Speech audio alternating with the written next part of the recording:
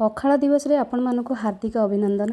आपण मैंने सब कौन कर जानी किंतु आज नवरात्र सेकेंड डे आपर भी मोर शुक्रवार बिना पियाज रसुण मुझे पखाल भात बनई कौन कौन सब बनई आपण मानक देखा।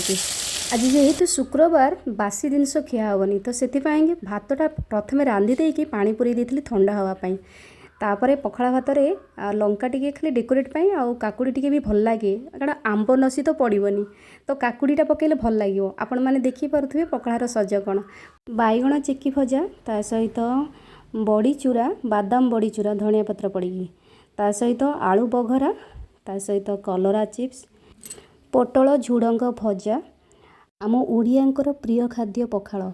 आउ पखाल विषय में आपण मानक कौन कहि पखाल गोटे एमती जिनस आपण मैंने जहाँ भी बनइबे आपण मानक भल लगे एमती किसी ना जे पखाल भितर खाई हेनी। जदि मु किसी भूल कहूथी ताले मते निश्चिंत कमेंट करी कहिबे। आपण मानक मो पखालर पसरा केमती लागिला मते कमेंट करी कहिबे। जय जगन्नाथ।